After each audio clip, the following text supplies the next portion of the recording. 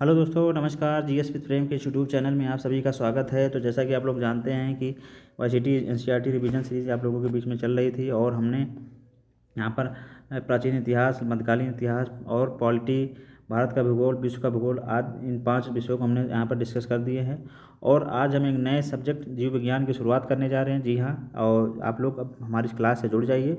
और जैसा कि आप लोगों को मैंने बताया है कि टॉपिक वाइज हम सारे सब्जेक्ट का यहाँ पर रिवीजन करेंगे और साथ ही साथ उसके जितने भी पीवाईक्यू सवाल पूछे गए हैं हमारे आयोग के एग्ज़ाम में, उसको भी हम डिस्कस करके उसी प्लेलिस्ट में ऐड कर दें हैं। तो आप हमारी सभी क्लासों को देखने के लिए आप हमारे चैनल के प्लेलिस्ट में जाइए, वहाँ पर सभी क्लासें हमारी उपलब्ध हैं। वहाँ पर वन बाई वन सभी टॉपिक वाइज आप हमारी क्लास जो है देख सकते हैं। तो चलिए देर न करते हुए शुरुआत करेंगे हम आज की क्लास को।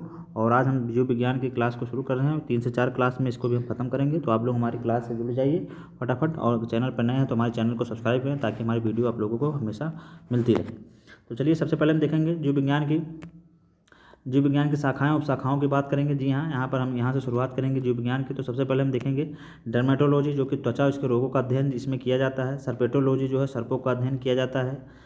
अर्निथोलॉजी की बात करेंगे तो पक्षियों का अध्ययन किया जाता है, कई बार हमारे एग्जाम में पूछा गया है। एंटीमोलॉजी जो है कीटों का अध्ययन किया जाता है। मिर्मेकोलॉजी जो है चींटियों का अध्ययन किया जाता है। इक्थियोलॉजी जो है मत्स्य संरचना और कार्यकी से संबंधित है। वायरोलॉजी जो है विषाणुओं का अध्ययन इसमें किया जाता है, इसे आप लोग याद रखेंगे। पैथोलॉजी की बात करेंगे तो रोगों की प्रकृति, लक्षणों, कारकों का अध्ययन इसमें किया जाता है पैथोलॉजी में। मायोलॉजी की बात करेंगे तो मनुष्य की पेशियों का अध्ययन जो है हमारी मायोलॉजी में किया जाता है। पैलियोबॉटनी की बात करेंगे तो पादप जीवाश्मों का अध्ययन जो है पैलियोबॉटनी में किया जाता है। जूलॉजी जो है विभिन्न प्रकार के जंतुओं में विस्तृत अध्ययन किया जाता है। इथोलॉजी जो है मानव सहित अन्य सभी जंतुओं का व्यवहार अध्ययन जो है इसमें किया जाता है, इसे आप लोग याद रखेंगे। बायोनॉमिक्स की बात करेंगे तो जीवधारियों उनसे वातावरण से संबंधित का अध्ययन किया जाता है। ऑस्टियोलॉजी जो है अस्थियों का अध्ययन किया जाता है। लिथोट्रिप्सी जो है एक चिकित्सीय प्रक्रिया, इसमें कीड़ों की सहायता से गुर्दे, पित्ताशय एवं मूत्राशय की थैलियों में स्थित पथरी को तोड़कर इलाज किया जाता है, इसे आप लोग याद रखेंगे। पेडोलॉजी की बात करेंगे तो मृदा के निर्माण और मृदा के प्रकार का अध्ययन किया जाता है। फिजियोलॉजी की बात करेंगे तो शरीर के विभिन्न भागों में कार्य और कार्य की विधियों का अध्ययन किया जाता है।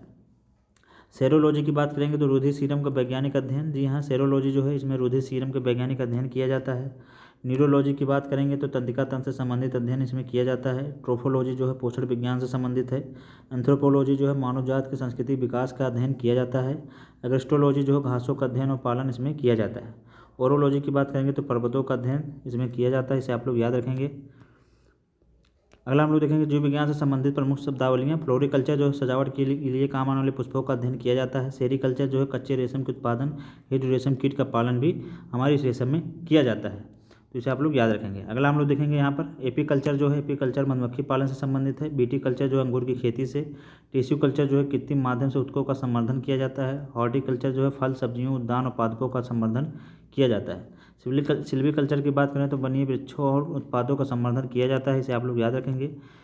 और अब यहाँ पर हम विषाणु के बारे में देखेंगे। जी हाँ, तो यहाँ हमने सभी प्रमुख कल्चर थे और उनके जो यहाँ पर जो शाखाएँ थी उनके बारे में हमने डिस्कस कर लिया। अब हम यहाँ विषाणु के बारे में पढ़ेंगे।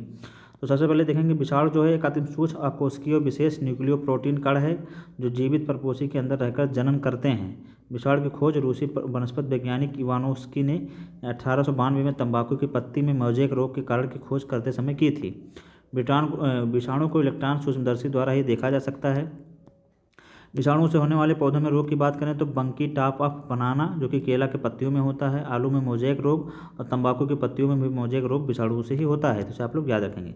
विषाणुओं से मनुष्यों में होने वाले रोग की बात करें तो सबसे पहले यहाँ पर चेचक देखेंगे। पीत ज्वर जिससे अरबो वायरस से होता है। पोलियो जो है निस्पंदी वायरस से। जी हाँ, खसरा जो है मोरबेली वायरस से। गलसुआ जो है मम्पस वायरस से। रेबीज जो है हाइड्रोफोबिया हो जाती है इसे बीमारी। मस्तिष्क शोध होता है हर्पीज जो है हर्पीज वायरस से। इन्फ्लुएंजा जो है आर्थोमिक्सो वायरस से। ट्रेकोमा जो है ये भी वायरस से ही होता है। डेंगू ये भी वायरस से। एड्स जो है एचआईवी वायरस से होता है। तो ये हमारे प्रमुख विषाणुओं से संबंधित कुछ रोग थे जो मनुष्यों के अंदर होते हैं, इनको हमने यहाँ पर डिस्कस कर लिया, जिसे आप लोग याद रखेंगे। अब हम यहाँ पर कवक के बारे में देखेंगे। जी हाँ, कवक से संबंधित तो कवक जो है हरित लवक रहित होता है, संवहन ऊतक सहित रहित थिलोफाइटा है और पलरहित विहीन होने के कारण कवक अपना भोजन स्वयं नहीं बना पाते हैं। इसमें संचित भोजन ग्लाइकोजन के रूप में रहता है तथा इनकी कोशिका भित्ति काइटिन की बनी होती है। जी हाँ, कवक जो है हरित लवक रहित होता है, संवहन ऊतक तथा थैलोफाइटा होता है। पलरहित विहीन होने के कारण अपना कवक के भोजन स्वयं नहीं बना पाते हैं और भोजन संचित जो इनका भोजन होता है ग्लाइकोजन के रूप में संचित होता है। इनकी कोशिका जो है भित्ति जो काइटिन की बनी होती है, इसे आप लोग याद रखेंगे। अब हम यहाँ देखेंगे कवकों से होने वाले रोग जो देखेंगे जंतुओं में और पौधों में। सबसे पहले हम जंतुओं के बारे में देखेंगे, कवकों से होने वाले रोग जंतुओं में। तो एस्परजिलोसिस जो फेफड़े में होता है, दाद, मेनिंजाइटिस होता है, हेप्टाज्मोसिस होता है, ओनिकोमाइकोसिस होता है, दमा होता है, गंजापन होता है, खाज होता है। तो ये जो हमारे कवक से होने वाले रोग हैं, एस्परजिलोसिस फेफड़े का रोग होता है, दाद होता है, मेनिंजाइटिस होता है, हेप्टाज्मोसिस होता है, ओनिकोमाइकोसिस होता है, दमा होता है, गंजापन होता है, खाज होता है। तो ये हमारे जंतुओं से होने वाले प्रमुख रोग हैं। कवक से होने वाले रोग की बात करें तो पौधों में तो सरसों का सफ़ेद कीटे रोग, मूंगफली का टिक्का रोग, आलू का उत्तर भाव अंगमारी रोग, गन्ने का सड़न रोग, आलू का अंगमारी रोग, सेब के फल का सड़ना, गेहूं का लाल रस्ट, बाजरे का अर्गाट, गेहूं का ढीला स्मट, अंगूर का पाउडर मिल्ड्यू और राई का इरगाट रोग। तो ये पौधों में से संबंधित जो कवक के रोग हैं इसे आप लोग याद रखेंगे। अगला हम लोग देखेंगे यहाँ पर अब जीवाणु की बात करेंगे। जी हाँ, जीवाणु की बात करेंगे तो यहाँ पर जीवाणु जो है, जीवाणु में हरित लवक रहित तथा एक कोशिकीय बहुकोशिकीय प्रोकैरियोटिक सूक्ष्मजीव होते हैं। इनकी कोशिका भित्ति का रासायनिक संगठन पौधों की कोशिकाओं के रासायनिक संगठन से बिल्कुल भिन्न है।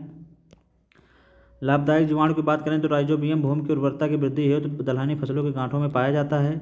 लैक्टोबैसिलस दूध से दही बनाने में कारगर होता है। एसिटिबैक्टर एसिटिक सिरका के निर्माण में। माइकोकोकस कॉन्डिलेस चाय की पत्तियों में क्यूरिंग के लिए होता है। तो इसे आप याद रखेंगे। हानिकारक जीवाणु की बात करें तो क्लोस्ट्रीडियम बोटुलिनियम भोजन के विषाक्त बनाते हैं। ये हानिकारक जीवाणु होते हैं। तो यहाँ हमने जो लाभदायक जीवाणु होते हैं जैसे कि राइजोबियम भूमि की उर्वरता में लाभ देते हैं, दलहनी फसलों में गांठों में पाया जाता है। लैक्टोबैसिलस जो दूध से दही बनाने में कारगर होते हैं। एसिटोबैक्टर जो है सिटी सिरका के निर्माण में होते हैं। माइकोकोकस कॉन्डिलेस जो चाय की पत्तियों में क्यूरिंग लेती है। इसके लाभदायक जीवाणु है।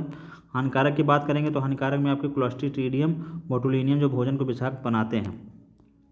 जीवाणु से पौधों में होने वाले रोग की बात करेंगे तो सेब का अग्नि नीरजा रोग, चावल का अंगमारी रोग, आलू का सैथिल रोग, नींबू का कैंकर रोग, गेहूं का टुंडू रोग, फल का ग्राउंड गॉल रोग। तो ये इसके जो प्रमुख जीवाणु के होने वाले रोग हैं ये पौधों में होते हैं जीवाणुओं से। इसे आप लोग याद रखेंगे।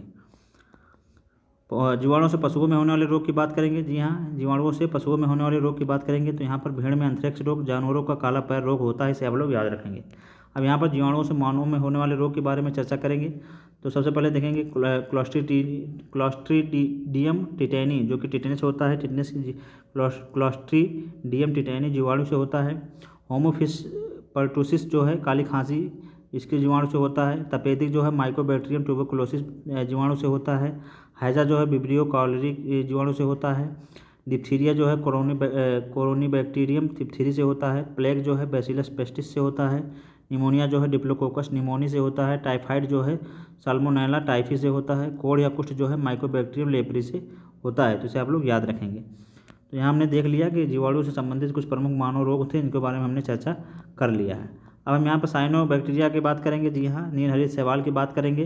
तो नीलहरित शैवाल भी एक प्रकार का जीवाणु होता है जिन्हें साइनोबैक्टीरिया के नाम से जाना जाता है। साइनोबैक्टीरिया को पृथ्वी का सफलतम जीवधारियों का समूह माना जाता है।